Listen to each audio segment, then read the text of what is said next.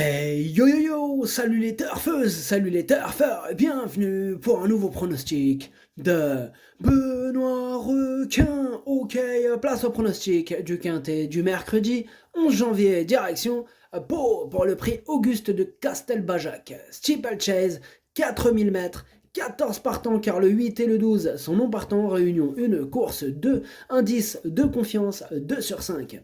Cette vidéo, je la tourne avant l'arrivée du quintet de ce mardi. Je reviendrai dessus demain. Ok, c'est parti, on commence le pronostic et on commence avec le numéro 1, Bandero. Et on écoute l'entraîneuse, mademoiselle Anne-Sophie Paco. Bandero s'est de suite mise en évidence pour son retour à Pau. Maintenant, il a été pénalisé, la donne ne sera pas la même, mais sa forme est excellente. De plus, si le terrain venait à s'alourdir, ce ne serait que mieux. Avant le coup, il doit apporter du poids, mais je le crois capable de très bien courir. Eh bien, elle est confiante, hein, mademoiselle Anne-Sophie Paco, avec son numéro 1 Bandero. Moi aussi, je l'aime beaucoup, ce numéro 1. Hein. Je suis confiant, je l'ai gardé assez haut, même très haut, en deuxième position. Atlas Dercho Chani. On passe au numéro 2, Gage de réussite. Et on écoute Dominique Bressou. Gage de réussite a fait de Pau son objectif de l'hiver. Il a effectué une rentrée satisfaisante à Fontainebleau et nous voici à Pau. Il est monté en condition, mais je crains qu'il ne manque d'une course. Néanmoins, je le trouve en très bonne forme et un terrain lourd l'aiderait un peu. J'espère le voir finir dans les 5 premiers. Eh bien, ce numéro 2, je l'ai gardé lui aussi très haut, juste derrière l'As, en troisième position. Numéro jauge, Dercho Chalet. On passe au numéro 3, premier vert, et on écoute Patrice Quinton. Premier vert va être monté plus offensivement car dernièrement il n'a pas fourni sa valeur. Il s'est calmé et désormais il ne tire plus. J'espère qu'en le montant dans le premier tiers du peloton, il pourra montrer un meilleur visage. Avant le coup, j'en attends une complète réhabilitation. Eh bien, ce numéro 3, je ne l'ai pas retenu, mais il est en plein milieu de ma petite liste des possibles casseurs de tickets repérés. On va lui accorder une note de méfiance. On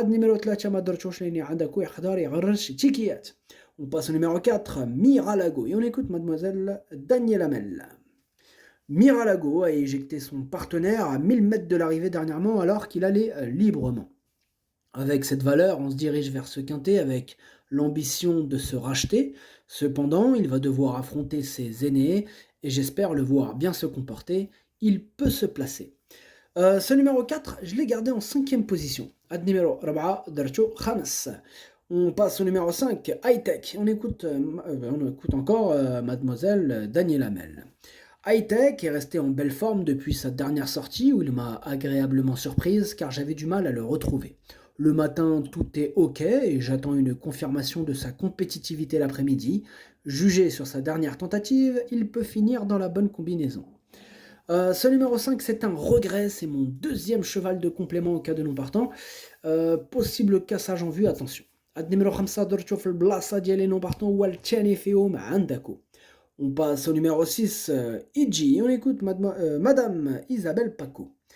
Iji vient de renouer avec le succès, elle se plaît tout particulièrement à Pau, son plus récent succès sur les balais en atteste.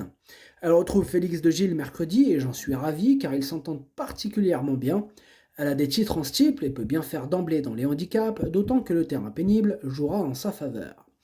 Ce numéro 6, je l'ai retenu, sachez que c'est lui le 8e de mon pronostic. Ad numéro Stia Wal Chamdiele. On passe au numéro 7, Grâce de Dieu, et on écoute William Menuet. Grâce de Dieu vaut mieux que ne l'indique sa dernière sortie. Associée à un partenaire peu expérimenté, cette jument pourtant habile n'a pas été très appliquée dans ses sauts. Je ne lui en tiens pas rigueur, sa préparation s'est bien déroulée, elle a déjà bien couru sur le tracé Bernay, elle retrouve un jockey qui la connaît bien et se plaît en terrain lourd. À ce numéro 7, je ne vous cache pas que c'est mon gros regret, c'est mon cheval de complément en cas de non partant, donc faites attention. Ad numéro 7, درتو في البلاصة ديال non partant هو الأول فيهم عندكم. On passe au numéro 8 qui est non partant. On enchaîne sur le numéro 9, Black Boa, et on écoute Erwan Graal. Black Boa est un cheval bien connu, on ne le présente plus notamment à Pau, une piste qu'il affectionne tout particulièrement. Restant deuxième d'un lot similaire, il aura de légitimes ambitions ici, d'autant que le terrain lourd ne devrait pas le gêner. Eh bien, ce numéro 9, c'est mon préféré et je l'ai mis en tête. Ad numéro 7, Walloul Diali. On passe au numéro 10, Duo d'enfer, et on écoute Madame Isabelle Paco. Duo d'enfer s'est montré assez ardent durant le parcours dernièrement et a légitimement payé ses efforts. Afin de ne pas voir la chose se reproduire, il sera muni d'un bonnet.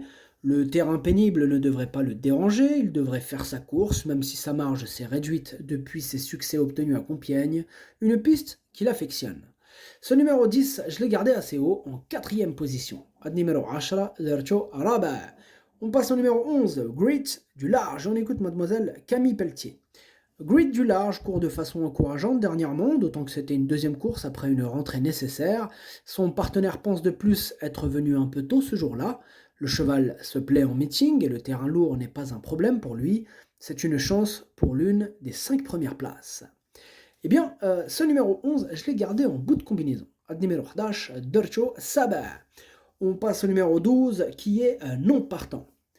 On passe au numéro 13, Genesis As, et on n'aura pas les commentaires de l'entraîneur. L'entraîneur c'est Arnaud Chaillet, il est parti pêcher. Alors ce numéro 13, je ne l'ai pas retenu, mais il est quand même à l'arrière de ma petite liste des possibles troubles faits, donc attention. Ad numéro 13, on passe au numéro 14, Avanea, et on écoute Patrice Quinton. Avanea m'a déçu dernièrement. Je m'attendais à mieux de sa part. C'est une jument qui a montré des moyens et j'espère qu'elle pourra me rassurer. Jugée sur ses meilleures sorties, elle peut finir à l'arrivée. À elle de nous le prouver, car autrement, il faudra revoir nos ambitions. Eh bien, ce numéro 14, je ne l'ai pas retenu, mais c'est lui le chef de ma petite liste des possibles casseurs de tickets repérés. Ah, on va lui accorder une belle note de méfiance à ce 14, attention. Ad numéro 14 ما درتوش لاني عندك يقدر يغرس تشيكيات. On passe au numéro 15 Starvina et on écoute Madame Stéphanie Jaffrelot-Bedon. Starvina reste sur 2 succès, elle nous a fait très plaisir ces derniers temps. Elle monte de catégorie ici mais aborde cette course en pleine forme et avec beaucoup de morale. Le terrain lourd ne lui posera pas de problème et le petit poids qu'elle aura apporté dans ce contexte sera aussi un atout. Nous effectuons le déplacement avec des ambitions. Ce numéro 15, moi je ne l'ai pas retenu. Numéro 15, Motherchouch. On passe au numéro 16, Alex Dupin, et on écoute Éric Le Coiffier. Alex Dupin reste sur une sortie correcte dans un lot de qualité. Je ne l'ai toutefois pas trouvé très volontaire. Il a en effet levé la tête au moment de l'effort. Il retrouve les handicaps ici. En deuxième épreuve, j'aurais été évidemment plus confiant. Je mise sur le terrain lourd et le petit poids qu'il aura apporté pour le voir s'illustrer. Ce numéro 16, je l'ai retenu en bout de combinaison. Le pronostic, ça donne 9, As, 2, 10, 4, 16, 11. Merci d'avoir suivi cette vidéo. N'hésitez pas à mettre un pouce bleu si la vidéo vous a plu. Vous aidez ainsi grandement la chaîne. Pour accéder à tous mes tickets pour la course du Quintet, rendez-vous directement en description de la vidéo. À jouer avec modération. Bonne chance. Chopez-le-moi. Ciao.